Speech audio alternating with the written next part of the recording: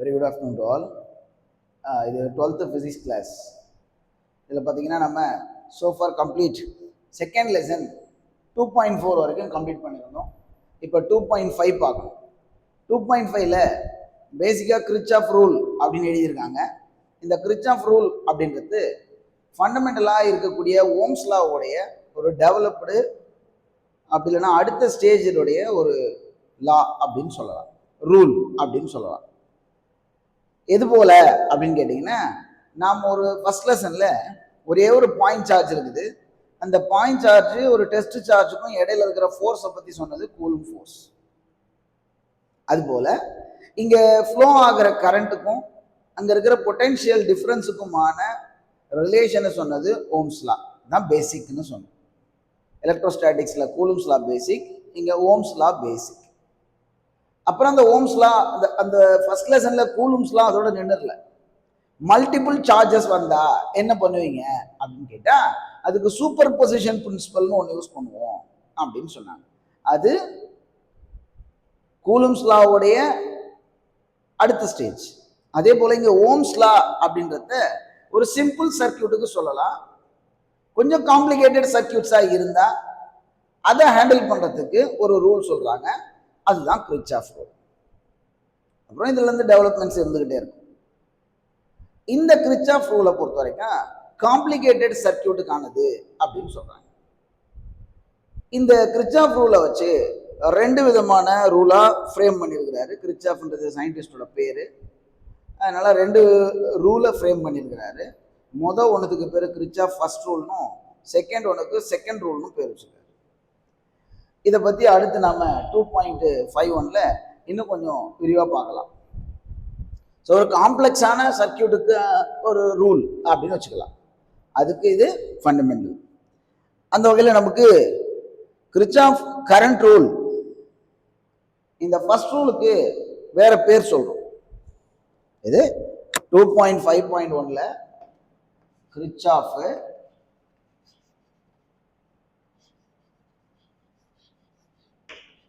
கிரிச்சாஃப் first rule அப்படின்னு சொல்றோமே, அதுக்கு வேற பேர் சொல்லும். ஆல்டர்னேட்டா வேற என்ன பேர் சொல்லுவாங்கன்னா கரண்ட் ரூல்.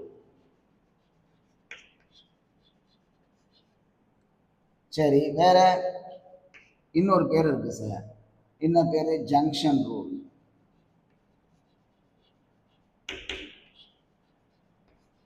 Junction rule. சரி, வேற என்ன பேர் இருக்கு? இன்னொரு பேர் இருக்கு sir, or Kirchhoff first rule, current rule, junction rule. அப்புறம் இதுக்கு இன்னொரு பேர் என்ன அப்படின்னு கேட்டோம்னா, இந்த ஃபர்ஸ்ட் ரூலுக்கு ஓப்பன் ரூல் அப்படின்னு சொல்லலாம்.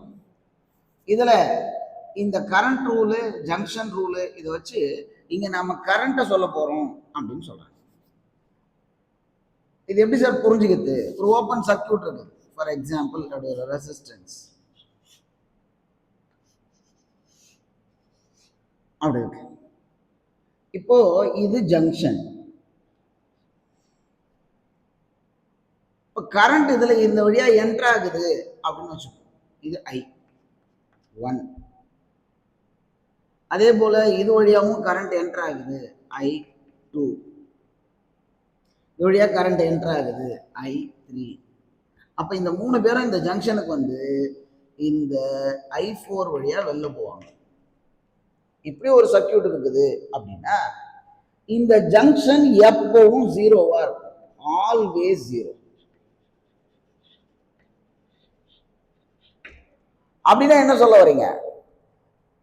இந்த எல்லா கரண்ட்டுடைய வேல்யூ எல்லாம் இந்த ஜங்ஷன்ல வந்துதான் கிராஸ் ஆக போகுது. ஆனா இந்த ஜங்ஷன் எப்பவும் ஜீரோன்னு சொல்றீங்க. அப்ப இது வழியா வர கரண்ட் மொத்தம் எங்க போயிருக்கும்? இந்த I4 வழியா வெளில போயிருக்கும். So sum of these currents is equal to the இது என்டர் கரண்ட், அப்ப லீவிங் கரண்ட். இதுதான் ஒரு ஸ்டேட்மெண்டா என்ன சொன்னார்னா, the algebraic sum of the algebraic sumனா ஆட் பண்ணணும். எது? I1 plus I2 plus I3. சரிங்களா?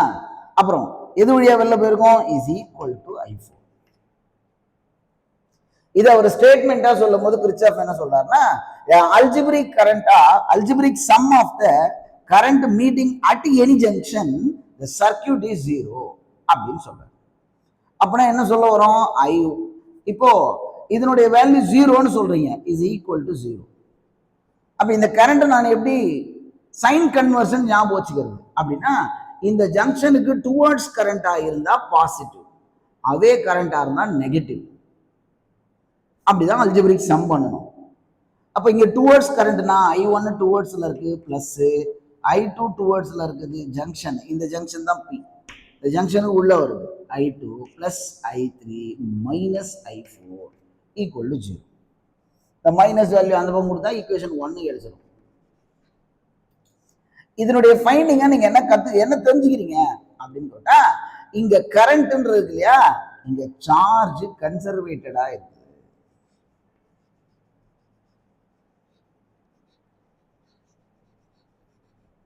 அப்ப ஃபர்ஸ்ட் ரூலை பொறுத்த வரைக்கும் சார்ஜ் கன்சர்வேஷனா இருக்கும். அதனாலதான் ஜங்ஷனுக்கு நம்ம எப்பவும் சர்க்கியூட்டுடைய வேல்யூ ஜீரோ அப்படின்னு சொல்லுவோம். இதை பேஸ் பண்ணி ஒரு சம் போட்டுருக்காங்க. ரொம்ப சிம்பிளான சம் தான், நம்மளுடைய அண்டர்ஸ்டாண்டிங்காக தான் சம் போட்டுக்கிறாங்க. ஏற்கனவே சம்மு நம்ம கூடவே தான் பார்த்துட்டு வரோம். கவனிங்க, example 2.20.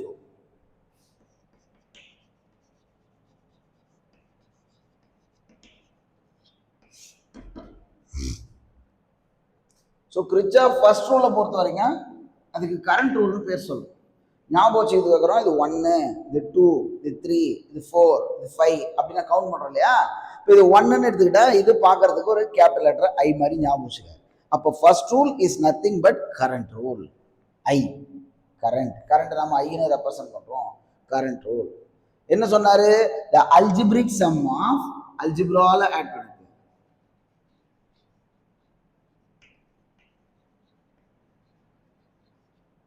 Algebraic sum of current meeting at any junction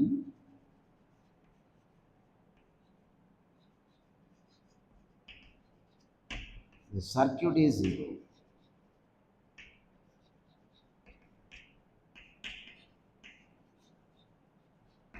first ஸ்டேட்மெண்ட்டுக்கெல்லாம் தனியாக மார்க் இருக்குதுப்பா, நம்ம ஸ்டேட் பண்ண சொல்லுவாங்க. 2 மார்க் 3 மார்க்கில் உண்டு, புக் பேக்லேயும் உண்டு. Kirchhoff first rule second rule தனித்தனியாக. 3 மார்க்கில் கேட்டால் 2 கேட்பாங்க, நம்ம ஸ்டேட்மெண்ட் மட்டும் சொல்லணும். இதை பேஸ் பண்ணி தான் எக்ஸாம்பிள் 2.20 சொல்கிறாங்க. இதில் பார்த்தீங்கன்னா ஒரு சர்க்கியூட் கொடுத்துருக்குறாங்க, 6 ரெசிஸ்டன்ஸ், இதே போல் 6 போட்டு.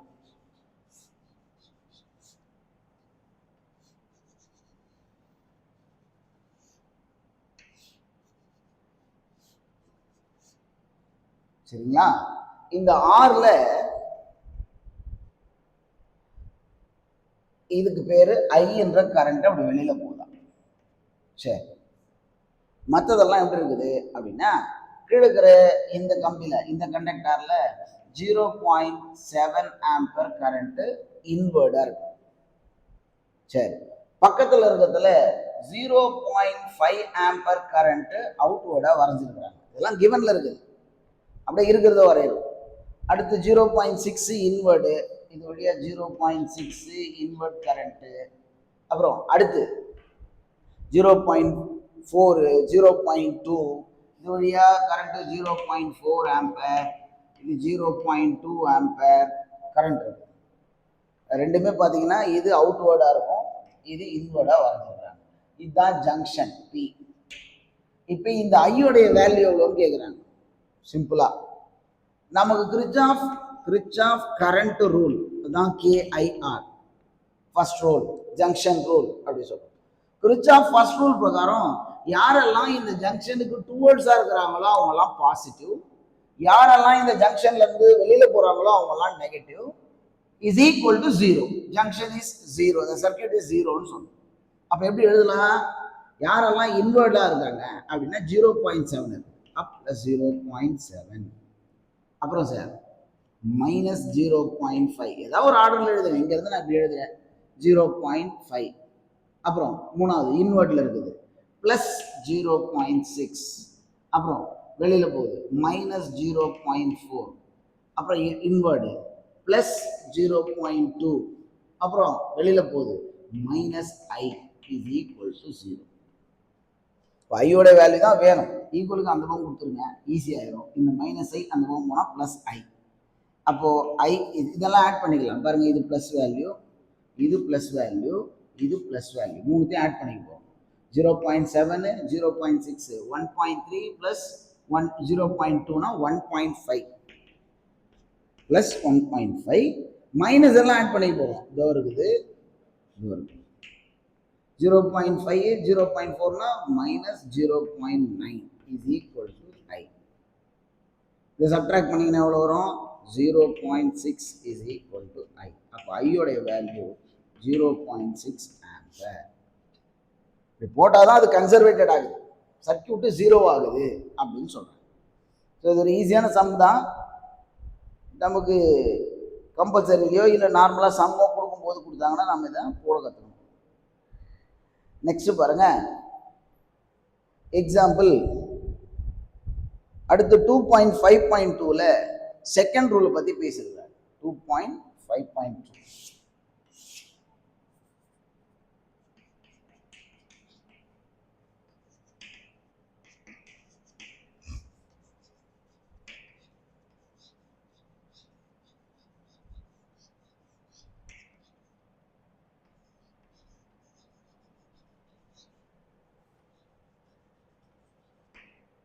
இந்த செகண்ட் ரூலுக்கு இன்னொரு பேர் சொல்றோம். அதுக்கு பேரு voltage rule.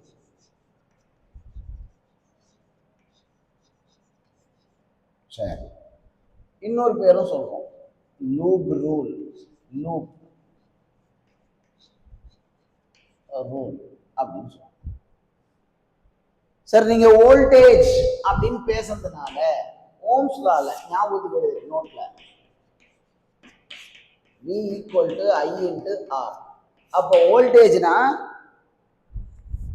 வோல்டேஜ்னா product of current into resistance அப்படின்னு சொல்றோம் வோல்டேஜ்னா. அப்போ இங்க வோல்டேஜ் ரூல்னா நீங்க கரண்ட்டையும் ரெசிஸ்டாரையும் ப்ராடக்ட் பண்ணணும் அப்படின்னு ஞாபகம் வச்சுங்க. சரி, இந்த செகண்ட் ரூல்ல வோல்டேஜ் ரூல்ல கிர்ச்சாஃப் என்ன சொல்றாரு அப்படின்னா, ஒரு சர்க்யூட்ல இருக்கிற வேல்யூஸ் the algebraic sum பண்ணுங்க. யார? product of current and resistance. Each part of the circuit is equal to the current and resistance. Each part of the circuit is equal to the total EMF included in the circuit. இந்த சர்க்யூட்ல ஒரு EMF இருந்ததுன்னா அதையும் சேர்த்துங்க, அதுக்கு ஈக்குவலா இருக்கும் ஒரு பார்ட்லயும். Statement படிச்சுக்கணும், அது 2 மார்க் 3 மார்க்கு யூஸ் ஆகும். சரி, இங்க பிளஸ் மைனஸ் கொடுத்ததுக்கு ஒரு ரூல் சொன்னோம். கரண்ட் என்ட்ரு ஆனா பிளஸ், லீவ் ஆனா மைனஸ்ன்னு. அதே போல இங்க இருக்குதானா இருக்குது. என்ன பிரச்சனை? IR ஒரு பக்கம் இருக்குது, இன்னொரு பக்கம் EMF இருக்குது.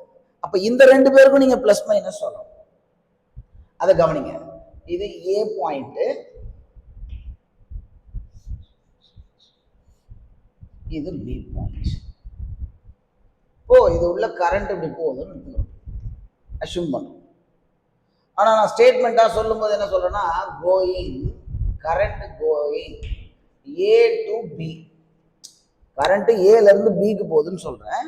நான் வாயில சொல்றதும் ஓரலா சொல்றதும் இங்க படத்துல இருக்கிறதும் சேமா இருக்குது. புரியுதுனா? அப்போ V equal to plus IR அப்படின்னு வச்சுக்கோங்க. இங்க பாருங்க, அதே A நான் மாத்தலாம் இல்ல, அதே B, அதே கரண்ட் ஃப்ளோ தான் இருக்குது. ஆனா நான் ஓரலா என்ன சொல்றேன் பாருங்க, current going B to A அப்படின்னு சொல்றேன். கரண்ட் B ல இருந்து A போகுதுன்னு சொல்றேன். ஆனா நேச்சுரா உள்ள சர்க்யூட்ல எப்படி இருக்குது, A ல இருந்து B க்கு வர மாதிரி இருக்குது. இது ஆப்போசிட்டா இருக்கிறதுனால V உடைய V equal to minus IR அப்படின்னு சொல்றேன். இது ஈக்குவலுக்கு ஒரு சைட்ல. இன்னொரு சைட்ல யாருக்கு ஈக்குவல்னு சொன்னாரு? இஎம்எஃப்க்கு ஈக்குவல், டோட்டல் இஎம்எஃப்க்கு ஈக்குவல்னு சொன்னீங்க. அப்ப இஎம்எஃப்க்கு ஈக்குவல்னா இஎம்எஃப்க்கு ரூல் சொல்லுங்க சார். இது பேட்டரியோட பிளஸ், இது மைனஸ். இந்த பாயிண்ட் A, இந்த பாயிண்ட் B, பிளஸ் மைனஸ். சரிங்களா? இப்போ சார் கரண்ட்டு ஏல இருந்து பிக்கு போகுதுன்னு சொன்னீங்கன்னா தட் மீன்ஸ் ஸ்டேட்மெண்ட். அவங்க சொல்ற statement current flows from going from A to B அப்படின்னா இப்போ இது மேல ஓரலா நம்ம என்ன சொல்றோம்? Current going A to B அப்படின்னு சொல்றோம். இதே போல இன்னொன்னு வச்சுக்கிறீங்க, ஸ்டேட்மெண்ட்டை மட்டும் மாத்திக்கிறீங்க. Going B to A. இதுல என்ன நடந்துருது சார்? B to Aனா நெகட்டிவ்ல இருந்து பாசிட்டிவ் வருதுன்னு சொல்றீங்க, சரிதானா? அப்ப இது கரெக்ட். அப்போ V equal to plus epsilon அப்படின்னு சொல்றோம். இது பாருங்க, நீங்க A to B சொல்றீங்க, அங்க பாசிட்டிவ்ல இருந்து நெகட்டிவ் போற மாதிரி இருக்கு. சார்ஜ் நெகட்டிவ்ல இருந்து தான் வரும், கன்வர்ஷன் கரண்ட்னு சொன்னோம். அப்ப இதுக்கு பேரு V equal to minus epsilon அப்படின்னு சொல்றோம், சரிங்களா? Minus epsilon. மைனஸ்ல இருந்து பாசிட்டிவ் பிளஸ்க்கு போச்சுன்னா பிளஸ் V அப்படின்னு சொல்லணும். அதுவே பிளஸ்ல இருந்து மைனஸ்க்கு போச்சுன்னா மைனஸ் எப்சிலான் அப்படின்னு சொல்லணும். இந்த ரூல்ஸை வச்சுக்கிட்டு நாம ஒரு சர்க்கியூட்டை டிசைன் பண்ணிருக்காங்க, ஒரு சம்மு போட்டிருக்காங்க, சரிங்களா? எக்ஸாம்பிள் 2.21. எக்ஸாம்பிள் 2.21.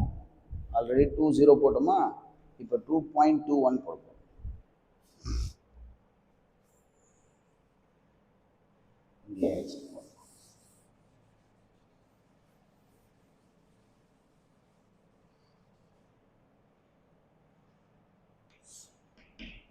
எக்ஸாம்பிள் 2.21லையும் கிவன்ல ஒரு சர்க்கியூட் கொடுத்துருக்காங்க, கிவன்ல ஒரு சர்க்கியூட் கொடுத்துறாங்க ABCE அப்படின்னு.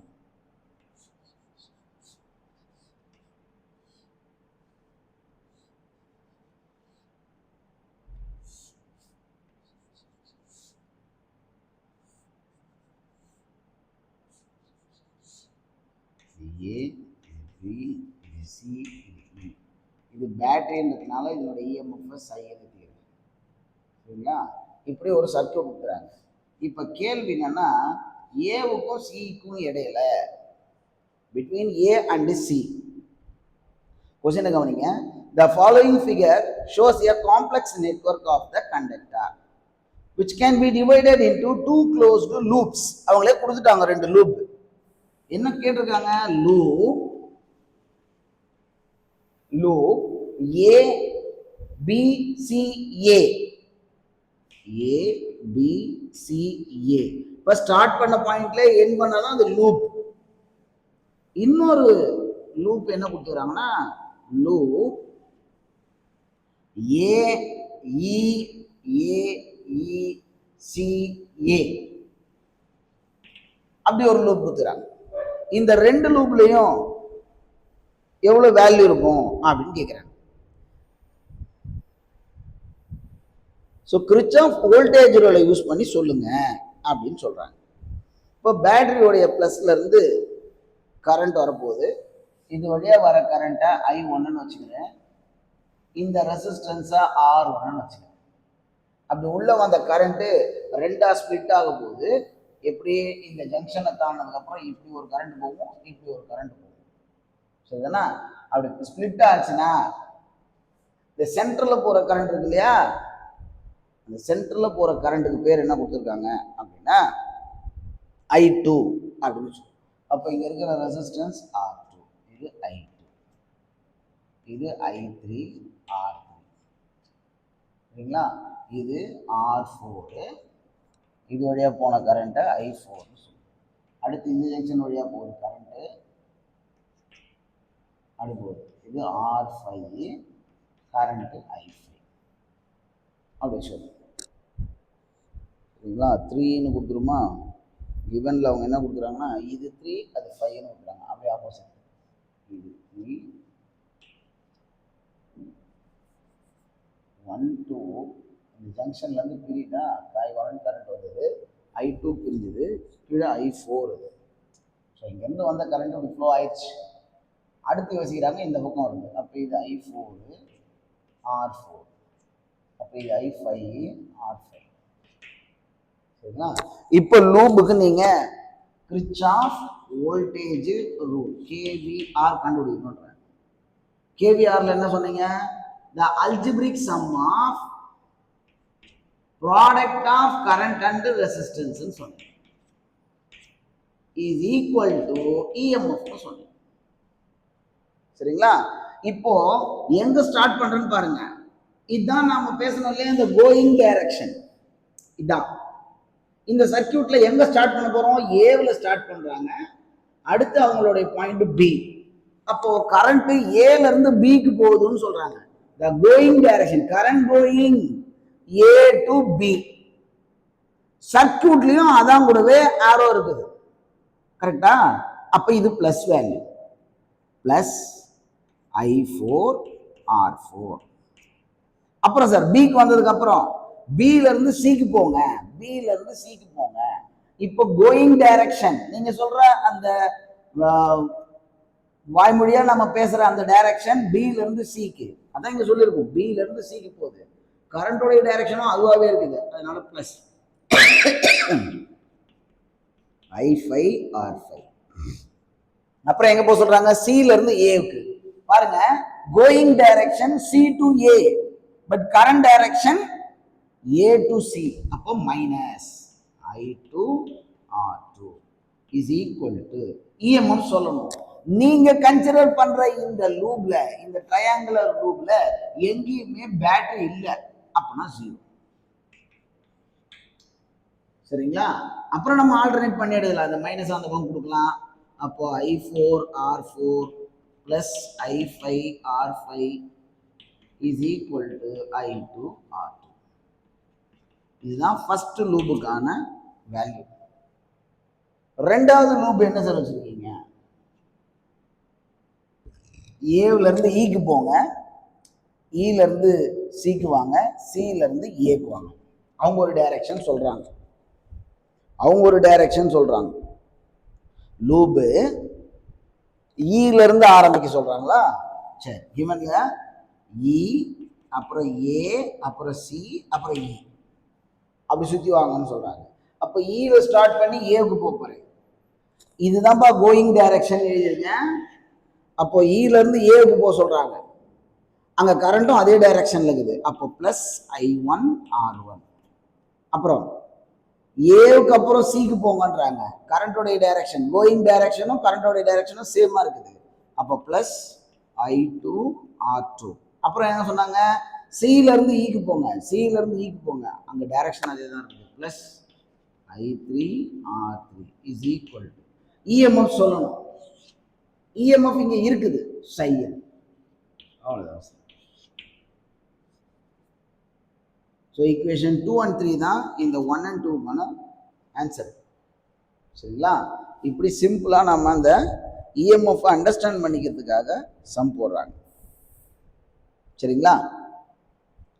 Okay, all right. அடுத்தடுத்து வர லெசன்ஸை அடுத்தடுத்த கிளாஸ்ல பார்க்கலாம். Thank you students.